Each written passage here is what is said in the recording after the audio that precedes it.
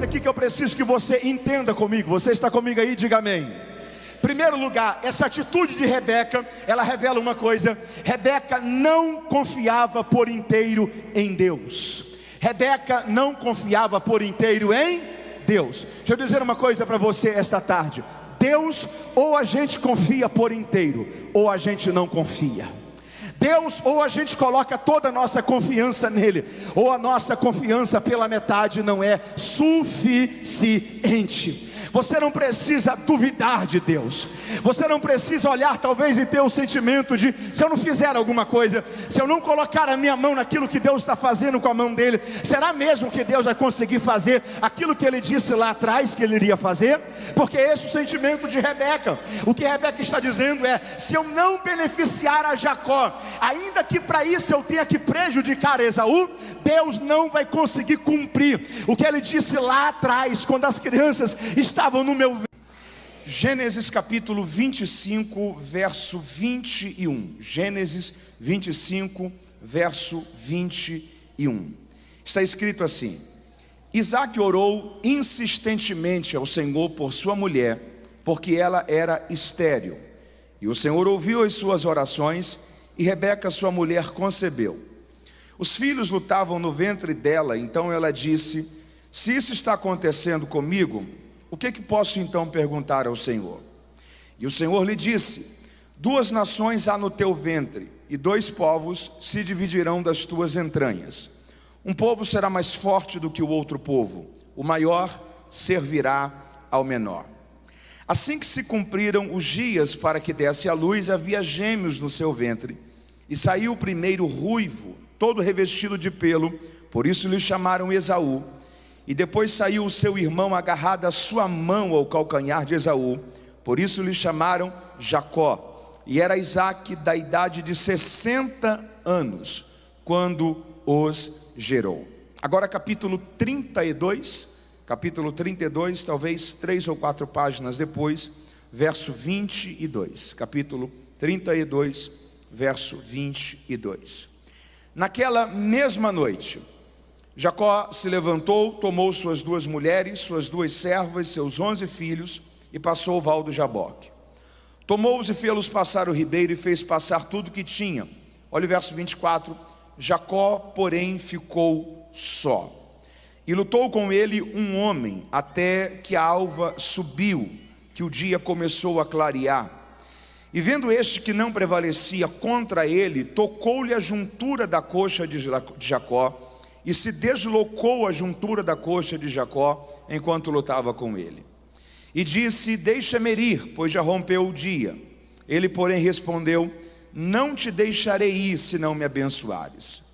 Perguntou-lhe: qual é o teu nome? E ele respondeu: Jacó. Então disse: não se chamarás mais Jacó, mas se chamarás Israel, porque lutaste com Deus e com os homens e prevaleceste. Jacó lhe perguntou: diga-me, qual é o teu nome? E ele respondeu: por que perguntas pelo meu nome? E ali o abençoou. Chamou aquele lugar Peniel, pois disse: vi a Deus face a face, e a minha vida foi salva. E se você leu comigo, diga amém. Quantos estão com a sua atenção voltada à palavra de Deus? Diga graças a Deus. Me empreste a sua atenção por alguns instantes, para que eu possa deixar uma palavra de Deus ao seu coração a partir desse texto. A história de Jacó, ela é uma história que todos nós conhecemos com muita riqueza de entendimento. Jacó fazia parte de uma família muito especial. Deus um dia se encontrou com um homem chamado Abraão, quando o nome pela qual ele respondia ainda era Abrão. E Deus fez com ele uma aliança. Deus disse: eu vou abençoar a todos os que te abençoarem, e todos os que te amaldiçoarem, amaldiçoados também serão. Deus estabeleceu um pacto, uma aliança, para que através da descendência de Abraão, o caminho da salvação fosse construído para a redenção de toda a humanidade. E nós sabemos muito bem que isso apontava como propósito central para a pessoa de Cristo. É muito curioso que há descendência, a geração após Abraão, a geração de Isaac. A Bíblia diz que quando Isaac tinha já 60 anos, ele não tinha filhos. E ele foi falar com Deus, ele foi orar ao Senhor. E Deus ouviu a oração de Isaac. Deus abriu a madre de Rebeca. E Rebeca ficou grávida, ficou gestante. Ao ponto que a gestação foi acontecendo, Rebeca percebeu uma certa agitação no seu ventre. E ela também foi falar com Deus, foi orar ao Senhor. E Deus lhe disse: você tem 2 meninos no seu ventre, 2 filhos, você está grávida de gêmeos. E essas 2 crianças futuramente vão se transformar em 2 nações, em 2 povos. Só que o seu segundo filho, aquele que pelo conceito da primogenitura, do filho primeiro, for considerado o menor, esse segundo filho, será com ele que a minha aliança vai perpetuar, porque o maior irá servir ao menor. Rebeca guardou esta palavra em seu coração. Os filhos nasceram e vivenciaram todas as fases normais da vida. Passaram pela infância, pré-adolescência, adolescência, juventude, início da fase adulta. E eles cresceram dentro de 2 perfis comportamentais totalmente diferentes. Porque Jacó era o filho mais de casa, da companhia da sua mãe, o filho que habitava em tendas. Esaú era mais o filho caçador, desbravador, corajoso, aventureiro, exposto a tudo aquilo que envolvia a parte mais externa da sua casa. E a Bíblia diz que a afeição de Isaac era mais para com Esaú, e a afeição de Rebeca mais para com Jacó. Certo dia, a Bíblia diz que Esaú está voltando do campo. Mentalize essa cena comigo, enxergue isso comigo. Esaú está voltando do campo totalmente cansado. Havia corrido o dia inteiro, corre para lá, corre para cá, pega um animal, o outro ali escapa, captura outro ali, exposto ao sol castigante do Oriente Médio. Imagina essa sensação de quase 50 graus, e ele correndo, exposto. Final do dia ele está totalmente desgastado, e quando ele está voltando para casa, quem é que vai ao seu encontro? Jacó. E Jacó tinha um prato de comida, e aquilo estava aparentemente muito bom, o cheiro bom, a aparência boa. Esaú, com muita fome, olha para o seu irmão e diz: será que você pode me dar um pouco dessa comida?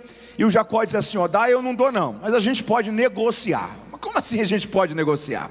Você tem algo que eu quero e não tenho, eu tenho algo que você quer e não tem. Transfira para mim o direito, a bênção da primogenitura, e eu te dou esse prato de alimentação. Se essa proposta fosse para você, o que você faria? Não vale, daqui a pouco eu chego em casa, tomo um banho, como um pouco e estou bem, a vida segue. Eu não vou transferir a bênção da primogenitura por causa de um pouco de comida. Mas diante disso, Esaú fez uma das declarações mais tolas da sua vida.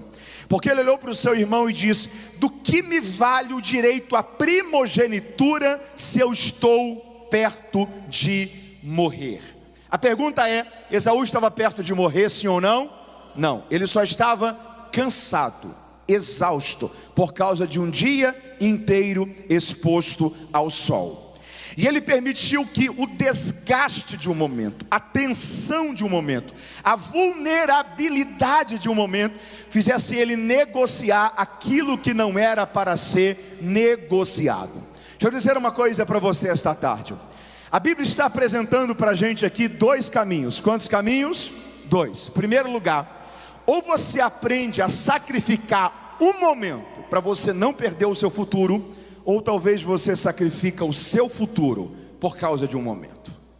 Ou você entende que as circunstâncias são passageiras, as pressões da vida são passageiras, que tem coisas que vêm para te desestabilizar. E se talvez você está em um momento vulnerável, tenso, preocupado, exausto, você fica mais fácil de tomar decisões precipitadas, erradas, mal pensados, passos talvez que você não tem certezas que tem que dá-los agora, mas talvez pelo impulso, pela pressão, pelas circunstâncias, você é quase que forçado a isso, e às vezes você corre o risco de sacrificar o seu futuro por causa de um momento.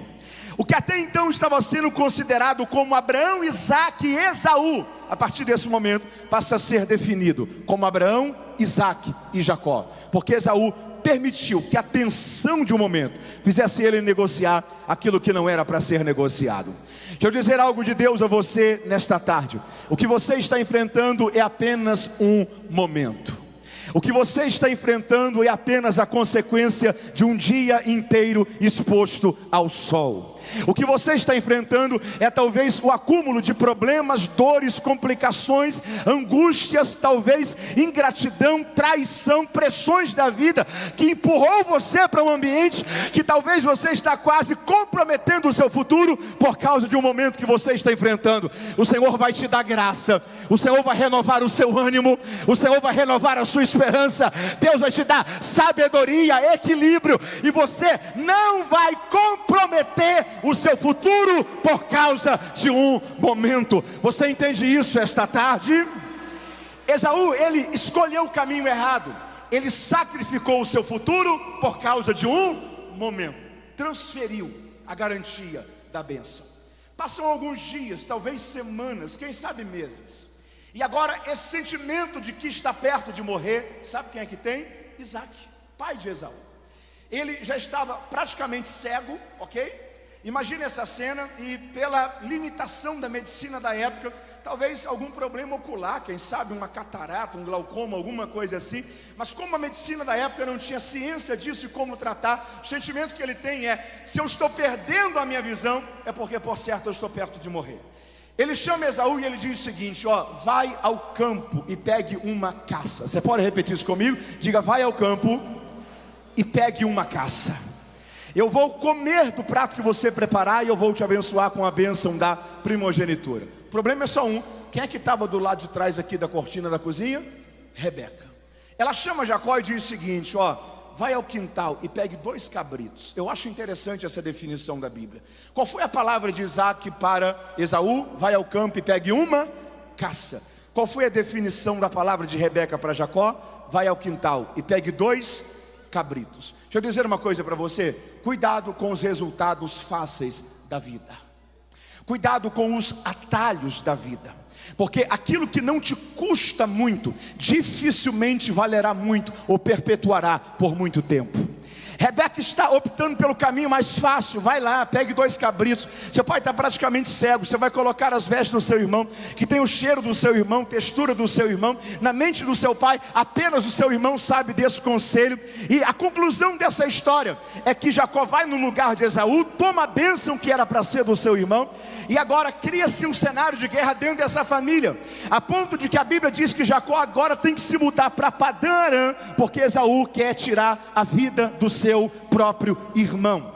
Tem 2 coisas aqui que eu preciso que você entenda comigo. Você está comigo aí? Diga amém. Primeiro lugar, essa atitude de Rebeca, ela revela uma coisa: Rebeca não confiava por inteiro em Deus. Rebeca não confiava por inteiro em Deus. Deixa eu dizer uma coisa para você esta tarde: Deus, ou a gente confia por inteiro, ou a gente não confia. Deus, ou a gente coloca toda a nossa confiança nele, ou a nossa confiança pela metade não é suficiente. Você não precisa duvidar de Deus. Você não precisa olhar talvez e ter o sentimento de: se eu não fizer alguma coisa, se eu não colocar a minha mão naquilo que Deus está fazendo com a mão dele, será mesmo que Deus vai conseguir fazer aquilo que ele disse lá atrás que ele iria fazer?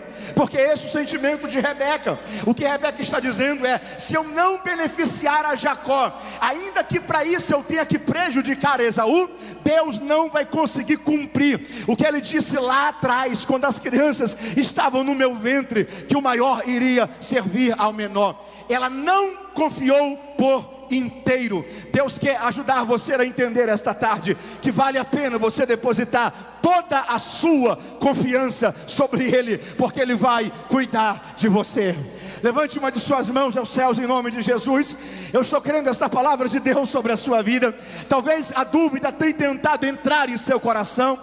Talvez o seu coração tenha cocheado entre dois pensamentos. E por vezes você para e diz: Senhor, será que é desse jeito? Será que o Senhor se lembra? Será que foi o Senhor mesmo que disse? Deus vai renovar o seu coração nesta humilde, com uma medida de confiança nele, e nada vai roubar a certeza que Deus vai conduzir a história da sua vida. Você pode dar glórias a Deus por isso. O problema de Rebeca é que ela não confiou por inteiro em Deus. Sabe quem é um exemplo de quem confiou inteiro em Deus, por inteiro em Deus? Diga comigo: Davi. Responda para mim uma pergunta: qual foi o primeiro rei de Israel? Qual foi o primeiro rei de Israel? Primeiro, Saul. A grande maioria de nós, para o segundo rei de Israel, nós respondemos que foi quem? Davi. Mateus, Davi não foi o segundo rei de Israel? Pela Bíblia, não. O segundo rei de Israel pela Bíblia é Isbosete, 2 Samuel capítulo 2, versículo 10, filho de Saul. Quando Saul morre, Davi está reinando já em Hebrom sobre 2 tribos. Isbosete é colocado para ser rei e reina por 2 anos. Se Davi não confiasse por inteiro em Deus, sabe o que ele ia dizer? Foi sobre a minha cabeça que o profeta Samuel derramou unção. Foi eu que Deus disse que iria ser rei. Como assim? Se vocês não me entregarem esse reino pelo meio da paz, eu vou tomá-lo por meio da guerra. Eu sei o que Deus falou comigo, mas foi isso que Davi fez? Não.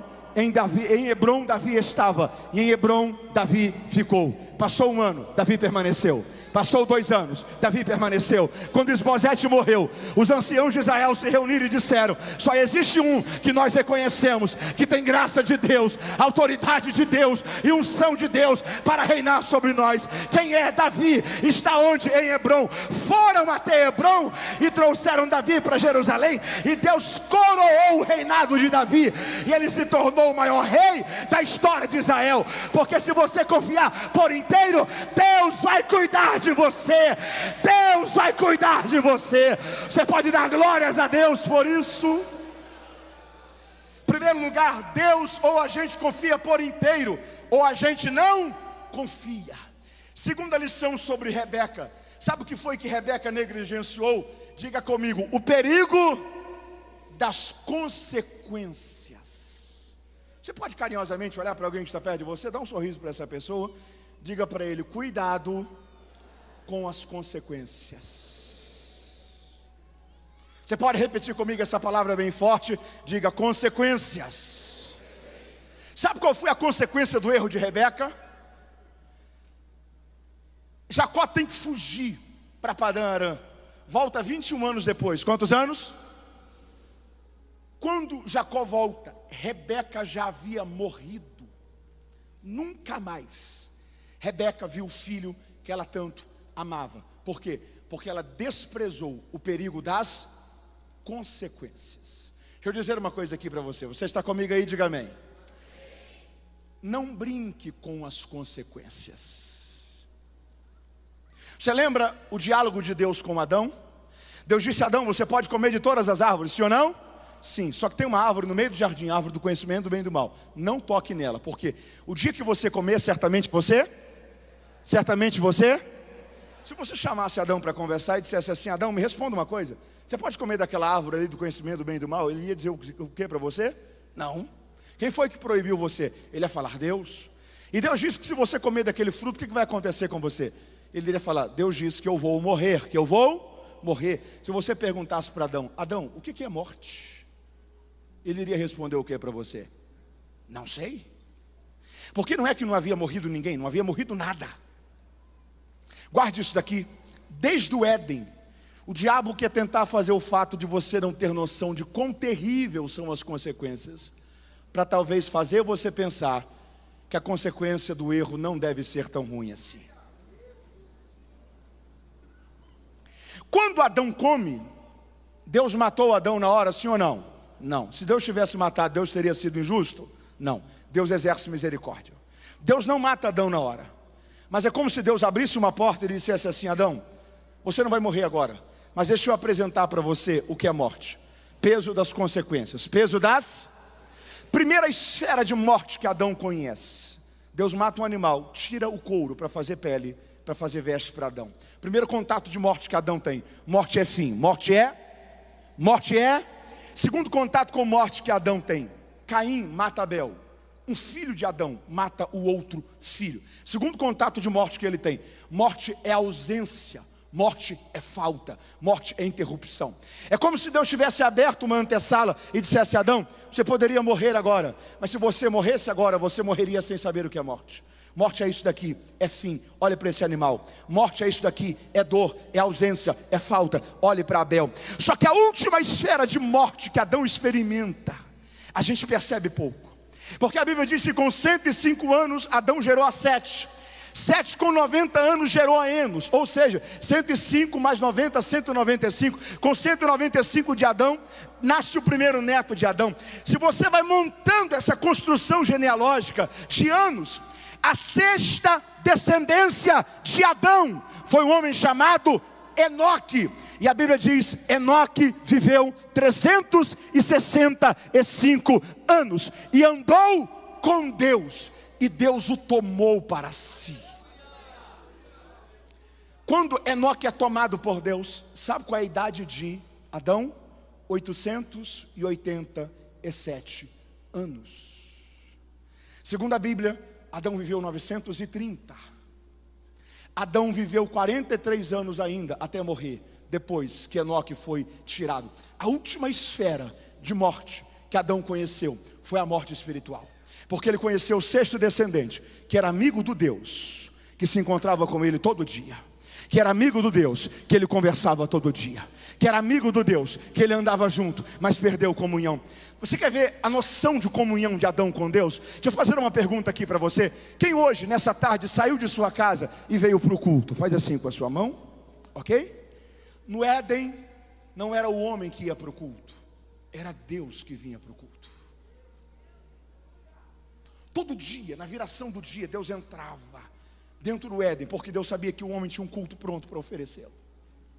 A sexta descendência de Adão é um homem que andou com Deus. A última esfera de morte que Adão conhece é morte espiritual. Eu tenho um descendente que é amigo do Deus que eu já fui amigo, que tem vida com Deus, que eu perdi vida, que conversa com Deus, que me visitava todo dia, que tem relacionamento com Deus, que um dia eu tive comunhão, relacionamento, pureza, entendimento, construção, integridade. Sabe o que Deus estava dizendo? Adão, antes de morrer, isso é morte. Morte é fim, morte é frieza, morte é ausência, morte é perca de sensibilidade, morte é fim. Eu estou dizendo a você, em nome de Jesus, esta tarde, Deus vai lhe cobrir no sangue de Jesus, para que você não brinque com as consequências, para que a sua vida caminhe em temor. Deus vai guardar todos os seus passos, e a sua história será confirmada por Deus, para a glória dele. Você pode louvar a Deus por isso?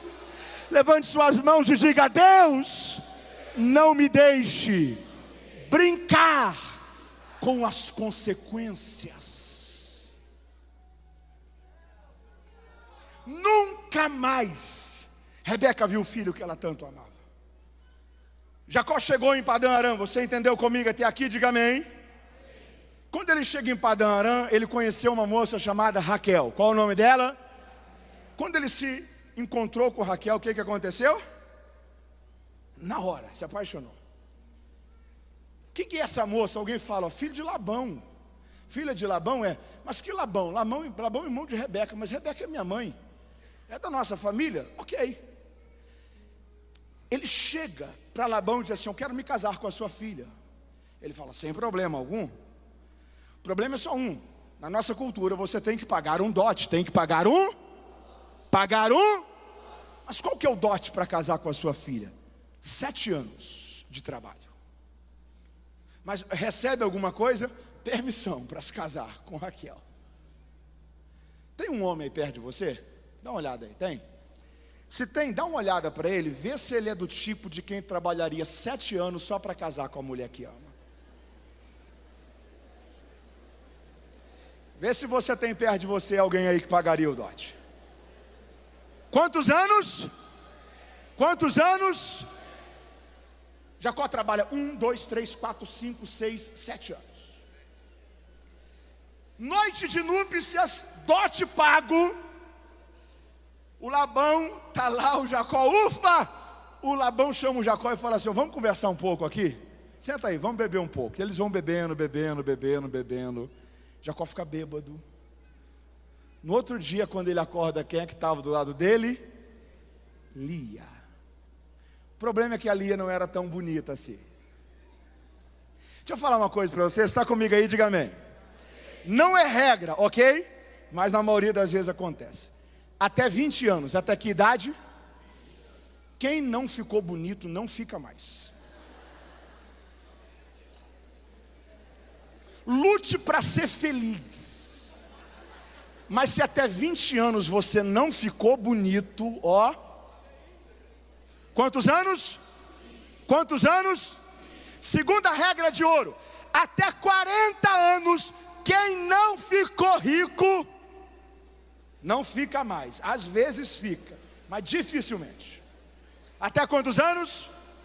Terceira regra de ouro: até 60 anos, quem não criou juízo, não cria mais. A Lia já tinha passado dos 20. O Labão olha para ele e fala assim: eu só esqueci de falar uma coisa para você. Na cultura aqui do nosso povo, a filha mais moça não pode se casar primeiro que a filha mais velha. Só que eu tenho uma contraproposta para você: viva 7 dias de núpcias com Lia, tenha depois 7 dias de núpcias com Raquel, e trabalhe para mim mais 7 anos. Quantos anos? E você terá minhas 2 filhas como esposa. A Bíblia diz que o Jacó amava tanto a Raquel, que na mente dele não é que ele trabalhou 7 anos por Lia e 7 anos por Raquel. Na mente dele ele trabalhou 14 anos por Raquel. E a Bíblia diz que passou como poucos dias, por causa do tanto que ele a amava. Dá uma olhada de novo nesse homem que está perto de você. Vê se ele trabalharia 14 anos para casar com a mulher que ama.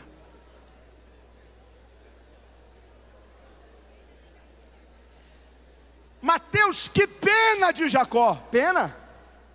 Sabe o que está acontecendo aqui? O cumprimento de uma lei que Deus estabeleceu, chamado lei da semeadura. Você pode repetir isso comigo? Diga: lei da semeadura. Paulo escreveu aos Gálatas: de Deus ninguém zomba. Tudo que o homem semear, isto também ele ceifará. 7 anos antes, Jacó havia lançado a semente do engano. Havia enganado seu pai e havia enganado seu irmão. 7 anos depois, ele está sendo enganado pelo seu sogro. Você pode talvez olhar e dizer: Mateus, mas então a vida foi injusta? Porque se ele enganou o pai e o irmão, ele tinha que ser enganado por quem? Pelo pai e pelo irmão. O que a gente tem que entender é que a lei da semeadura não é uma lei sobre pessoas. A lei da semeadura é uma lei sobre a vida. Você abençoa pessoas, mas a semente é lançada sobre a vida. É por isso que você não pode fazer o mal a ninguém. Talvez você faz o mal a alguém hoje, nunca mais vê essa pessoa de novo. Você nunca mais vê a pessoa. A semente foi lançada sobre a vida. Um dia ela traz a consequência. E é por isso que quando você faz o bem a alguém, e esse alguém é ingrato e não te devolve o bem, não fique preocupado com isso. Você lançou uma semente sobre a vida. Deus vai levantar alguém lá na frente, que será instrumento da colheita, da bênção dele sobre você. Porque tudo que o homem semear, isto também ele colherá. Você pode dar glórias a Deus por isso? Diga comigo: colheita do engano. 7 mais 7 quanto? 14. Quando termina esses 14 anos, o Jacó chama o seu sogro e fala assim: ó, agora é a minha vez de fazer a proposta. Mas como assim? Eu preciso voltar para a minha terra. Nesse momento aqui, o Jacó tinha 2 esposas, 2 servas, 11 filhos, rebanhos, pastores, uma estrutura a ser mantida. Eu não posso voltar de mão vazia para Hebrom. Me deixe trabalhar mais 7 anos. Quantos anos? Olha a proposta de Jacó: e todas as crias que nascerem malhadas e manchadas nesses 7 anos, permita que sejam minhas. E as crias que nascerem puras e lisas serão suas. Irmão, em 14 anos, não tinha nascido quase que nada de cria malhada e manchada. O Labão olhou e falou assim: oi? Malhada e manchada sua? lisas e puras minhas? Fechado. Chegou a hora de Labão receber a colheita do engano, porque todo mundo que semeia colhe. O Jacó descobriu um jeito de colocar os animais para reproduzirem, do modo que quando eles estavam cruzando, se eles olhassem para pedaços de madeira e varas de telhas, todas as crias nasciam malhadas e manchadas. Não me pergunte como que o Jacó fazia isso, mas de Jacó também você não pode duvidar de nada. Eu tenho a sensação que o Jacó de vez em quando tem alguns descendentes dele que a gente encontra por aí. Você já encontrou alguns? 7 anos, o Jacó enriqueceu de uma forma absurda. Aí ele chega numa noite. Você está comigo aí? Diga amém. Dobra a sua atenção, eu estou indo para a parte final da mensagem. Ele chega em uma noite e ele diz: vamos ir para Hebrão. E a Bíblia diz que ele leva Raquel, Lia, filhos de Raquel, pastores, rebanhos. Eu preciso que você repita isso comigo. Diga: Jacó, porém, passando o val do Jaboque, diga bem forte, ficou só. Guarde uma coisa aqui. Deus fez questão de se encontrar com Jacó quando Jacó estava só. Sabe por quê? Porque aquilo que a gente é quando tem alguém por perto é a nossa reputação. Aquilo que a gente é quando não tem ninguém por perto é o nosso caráter.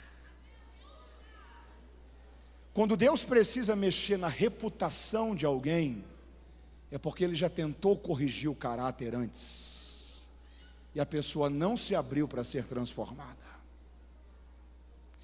Cuide do seu caráter, Deus cuidará da sua reputação. Deus encontrou com Jacó quando Jacó estava só. Um conflito, um confronto é travado pela noite inteira. Amanhã está querendo já chegar. Jacó está agarrando e diz: você não sai daqui enquanto você não me abençoou. Jacó é ferido na coxa. E aquele ser espiritual olha para Jacó e faz uma pergunta: qual é o teu? Qual é o teu? Essa aqui é a pergunta mais mal resolvida da vida de Jacó. Você lembra qual foi a última vez que Jacó ouviu ela?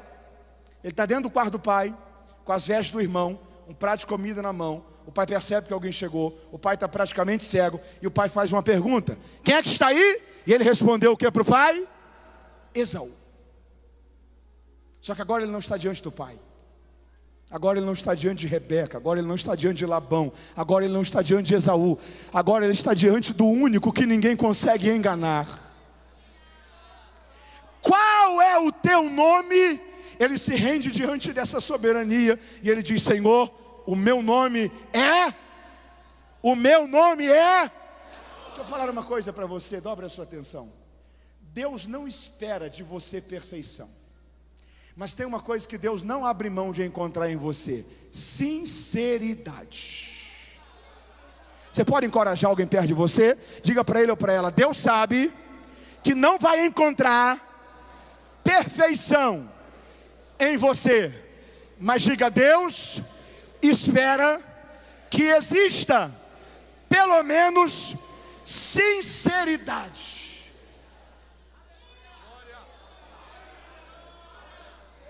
O problema não é um passado de Jacó, o problema é um coração que luta ainda com resistência para não abandonar uma vida de Jacó e não entender que é uma nova vida, uma nova proposta, uma nova perspectiva de Deus para você. Você lembra da história da mulher Ciro-fenícia? Já estava numa região de divisa, Tiro e Sidom. Tiro e Sidom. Observe isso daqui. Já percebeu que toda região de divisa é uma região de mistura de culturas? Já percebeu isso? Chega aqui, por exemplo, na divisa do estado de São Paulo com o Paraná, ok? Tem gente que mora no estado de São Paulo, mas o sotaque é paranaense. A culinária é paranaense. Vai aqui, por exemplo, na região de Foz do Iguaçu, divisa com o Paraguai. Tem gente que mora do lado de cá do Brasil, mas o sotaque fala hispano. A cultura é paraguaia. Às vezes o jeito de se vestir, até a culinária, porque toda região de divisa é uma região de misturas de culturas. Tiro e Sidom, Israel e Fenícia. Ninguém sabe quem é de lá, ninguém sabe quem é de cá. Aí uma mulher, Ciro-fenícia, com um problema terrível. Sua única filha está precisando de um milagre em casa, só que ela não é judia. Mas qual é o problema? Ninguém sabe quem é de lá, ninguém sabe quem é de cá. Ela chega diante de Jesus e diz assim: Senhor, filho de Davi, o Senhor pode ter compaixão de mim? O Senhor pode ter misericórdia de mim? Mas como assim? Minha única filha está terrivelmente endemoniada, enferma, em casa, precisando de um milagre. A expressão filhos de Davi era uma expressão que somente judeus usavam. Porque quando um judeu dizia filho de Davi, sabe o que ele estava dizendo? Eu reconheço que o Senhor tem descendência real. Eu reconheço que o Senhor tem acesso ao trono. Eu reconheço que o Senhor é filho de Davi. Eu reconheço que passa sangue real pelas suas veias. Então, como judeu, eu tenho poder de legitimidade. Eu te reconheço como rei sobre os judeus. O Senhor é um filho de Davi. A única pessoa que Jesus aceitou chamá-lo assim, no contexto do Novo Testamento, foi Bartimeu, um judeu. Agora, essa menina, essa moça, Ciro-fenícia, sem ser judia, se passando como? Senhor, filho de Davi, o Senhor pode ter compaixão de mim? Você lembra que Jesus disse para ela? Jesus disse: mulher, eu não vim para outros, senão para os filhos de Israel. Sabe o que Jesus estava dizendo para aquela mulher? Jesus estava dizendo: ó, você não precisa tentar mostrar ser quem você não é para alcançar alguma coisa aqui no meu reino. Mas como assim, Senhor? Eu sei quem você é. Por meio do engano você não vai conseguir nada. Aí ela piora a situação, porque como a primeira tentativa não teve êxito, a Bíblia diz que ela olha para Jesus e ela se prostra e adora. Você pode repetir isso comigo? Diga: se prostrou e adorou. Posso falar uma coisa para você? Ela piorou aqui a situação, porque ela misturou adoração com engano. Se há uma coisa que Jesus repugna, é o santo misturado com o profano. É adoração aqui dentro, engano lá fora. Adoração aqui dentro, mentira lá fora. Adoração aqui dentro, uma vida errada lá fora. Quando ela mistura adoração com o engano, se prostra tentando enganar e adora, aí Jesus olha para ela e fala assim: ó, eu não vou parar de alimentar filhos para alimentar cachorrinhos. O que Jesus estava dizendo era: por meio do engano você não vai conseguir nada. Eu sei quem você é. Você não é filha de Abraão. Você não tem descendência à mesa. Você não tem combinação com aquilo que a sua boca está falando. Quando ela recebe essa segunda resposta de Jesus, aí pela primeira vez no texto, ela vai ser sincera, porque ela olha e diz: é verdade, Senhor, eu não sou descendente de Abraão, eu não tenho acesso à mesa, eu não sou filha, mas já que o Senhor mexeu em ser filho, deixa eu lembrar uma coisa para o Senhor: sempre na mesa dos grandes senhores, sempre quando os pais estão repartindo pães com seus filhos, sempre sobra um pouco de pão, sempre sobra uma migalha de pão, e generosamente essas migalhas sempre são lançadas ao chão, para que os cães que estão embaixo da mesa também possam comer dessa migalha. Então faz uma coisa, Senhor: pode curar os filhos, pode libertar os filhos, pode atender os filhos, mas quando o Senhor acabar de atender os filhos, lembre-se, eu estou aqui debaixo da mesa, esperando o milagre que virá da parte do Senhor. Porque ela foi sincera. Jesus olhou para ela e disse: mulher, nem em Israel eu encontrei tanta fé. Pode voltar para casa, tua filha já está curada. Porque onde há milagre de Deus, existe sinceridade para poder transformador. Você pode dar glórias a Deus por isso? Levante suas mãos e diga: Deus, eu sei que pode até não existir perfeição em mim, mas diga: ó Deus, encontre em meu coração pelo menos um pouco de sinceridade.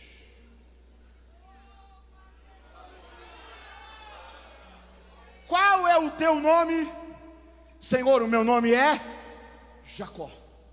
Então, porque você foi sincero, não se chamarás mais Jacó, se chamarás Israel. Porque você lutou com Deus, porque você lutou com os homens, e você prevaleceu. Sinceridade gera também transformação. Você pode repetir isso comigo? Diga: transformação. Deixa eu dizer uma coisa aqui para você, e eu estou fechando a mensagem aqui para orarmos. É possível alguém ser perfeito? É possível alguém ser perfeito? Me ajuda aqui, por favor. Gênesis capítulo 17. Deus chegou para Abraão e Deus disse uma coisa para Abraão: eu sou o Deus Todo-Poderoso, eu sou o Deus. Ande na minha presença e ser. Ande na minha presença e ser. Já percebeu uma coisa sobre relacionamento? A presença de alguém do seu lado sempre vai te impossibilitar de você fazer aquilo que você sabe que não é certo. Deixa eu dar um exemplo para você.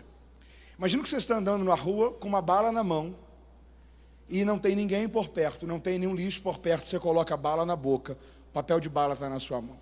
99% das pessoas são tentadas a fazer o que com papel de bala? Jogar no chão. Mas é certo isso? Não. Se você está na mesma rua, com a mesma bala, com o mesmo papel de bala na mão, a mesma distância do lixo, mas do seu lado alguém que você considera, você vai jogar esse papel de bala no chão?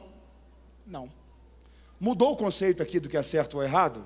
Não. O que mudou foi a presença de alguém, porque essa é uma lei relacional sobre a vida. A presença de alguém do seu lado sempre vai te impossibilitar de você fazer aquilo que você sabe que não é certo. O problema é quando a gente quer buscar a perfeição por meios humanos e pessoais. Deus está dizendo: inverte a ordem, deixe perfeição como consequência. Senhor, qual que é a prioridade? Ande na minha presença. O que Deus estava dizendo era: se você criar a consciência de que onde você vai, Deus está com você, que na sua escola Deus está com você, que perto das suas amizades Deus está com você, que aonde você faz negócio Deus está com você, que em tudo que você fala Deus está com você, que em cada minuto da sua vida Deus está com você, que em cada passo que você dá Deus está com você, e você desenvolver a cultura de andar na presença, ter o temor a Ele, respeitar a presença dEle. Essa presença dEle com você vai criar em você uma cultura de temor, de pureza, de respeito, de temor do Senhor no seu coração. E essa convivência com Deus que vai te aproximar da realidade da perfeição. Você está entendendo isso? Deixa eu dizer uma coisa para você. Diga comigo: santidade é o destino. Diga: santificação é o caminho. Você pode repetir isso mais uma vez? Diga: santidade é o destino. Diga: santificação é o caminho. Mateus, qual o segredo para buscar a santificação? Isso daqui.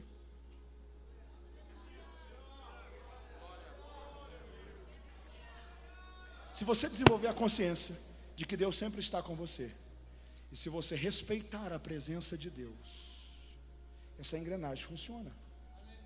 Na matemática a gente diz que a ordem do fator não altera o produto. 3 vezes 4 é o mesmo resultado de 4 vezes 3. Na matemática não, mas na vida com Deus sim. Se Deus tivesse dito: Abraão, ser perfeito e ande na minha presença, sabe quando é que Abraão ia conseguir? Nunca. Porque ninguém é perfeito para andar na presença. A gente anda na presença para ser perfeito. Muito obrigado. Deixa eu repetir a pergunta para você. É possível alguém ser perfeito? Ainda assim, não. É possível alguém ser perfeito? Ainda assim, não. Por quê? Guarde isso, eu estou encerrando a mensagem aqui. Porque a perfeição é uma utopia. Você pode repetir comigo? Diga: a perfeição é uma, diga bem forte, utopia. Mateus, o que é uma utopia? Enxergue essa cena comigo, eu estou fechando aqui a mensagem para orarmos. Imagine uma fazenda, e aonde os seus olhos perdem de vista, você tem verde de plantação e azul do céu, ok? Mentalizou essa cena comigo? Verde de plantação e azul do céu. Imagine que no limite da plantação tem uma árvore lá ao fundo. Tem uma? Você consegue ver além dessa árvore?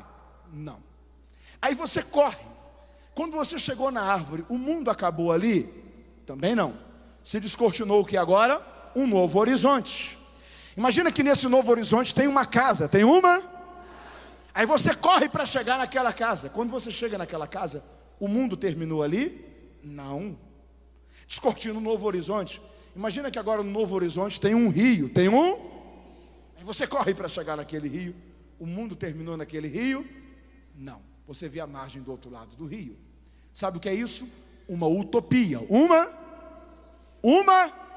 Porque é um horizonte que a finitude do que você enxerga te dá a sensação de que você esgotou. Mas quando você corre e alcança, você diz: ainda estou longe. Era só uma ilusão de ótica. Guarde isso daqui. A perfeição é isso daqui.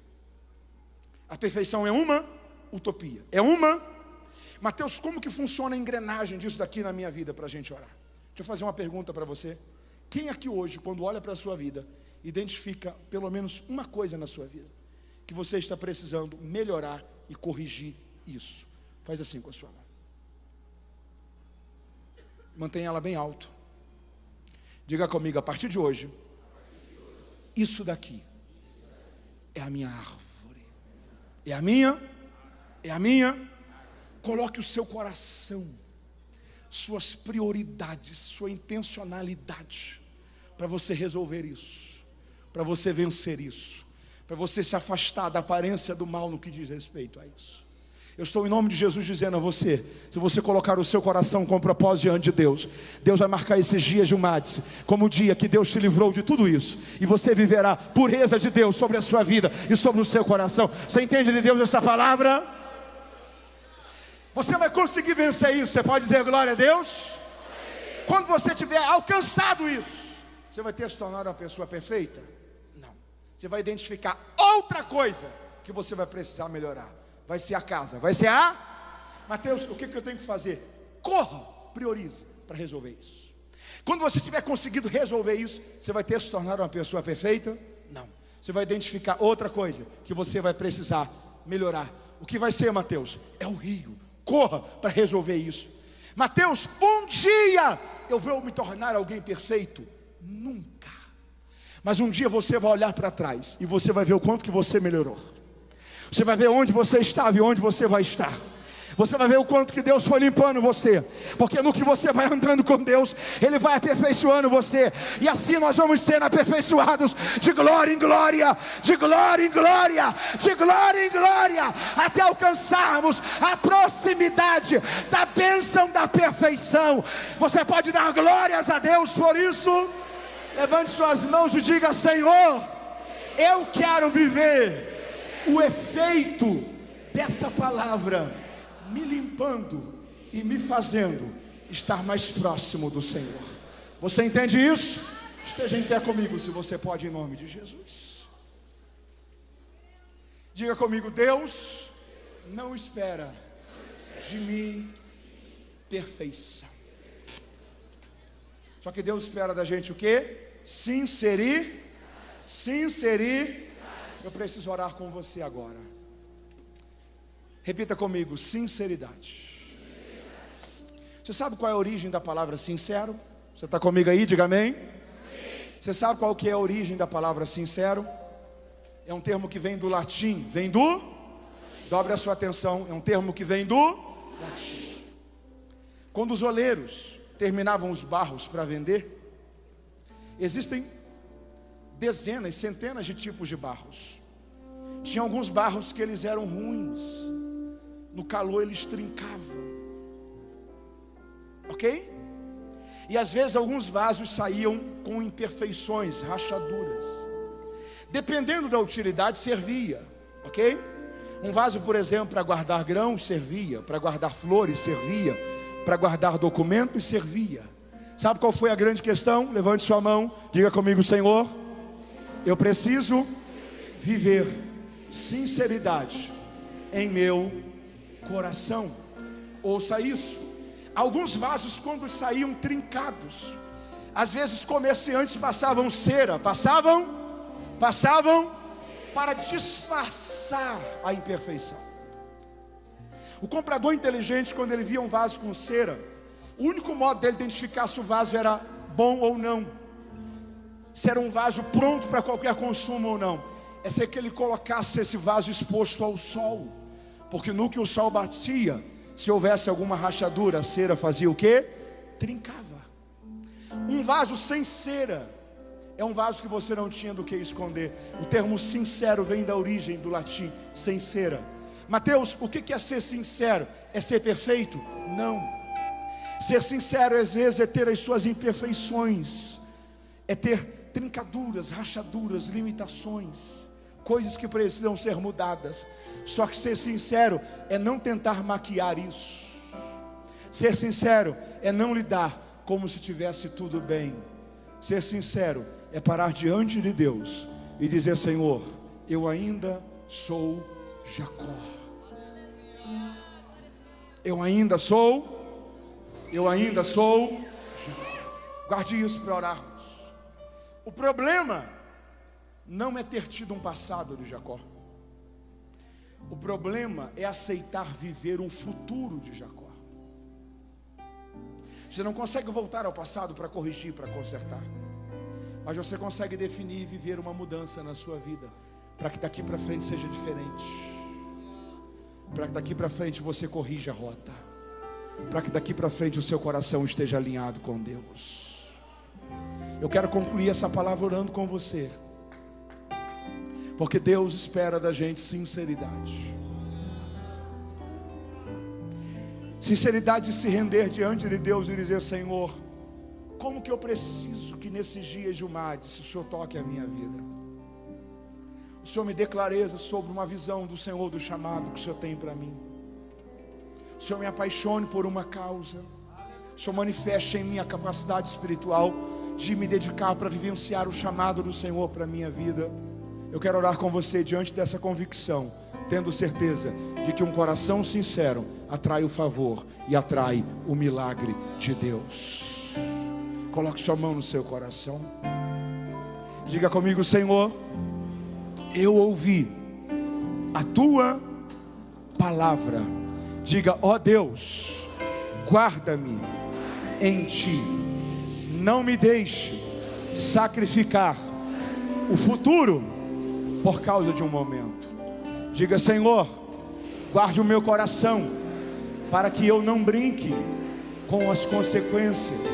Diga: ó Deus, me dê sabedoria para que a minha vida, os meus passos não construam uma semeadura que pode trazer sobre o meu futuro colheitas indesejáveis. Diga: Senhor, dá-me a graça de ser sincero diante de ti, para que mediante esse coração sincero eu vivencie transformação e milagres da tua parte para a minha vida, em nome de Jesus, amém e amém. Você pode dar glórias a Deus por isso? Quem está me ouvindo, diga graças a Deus.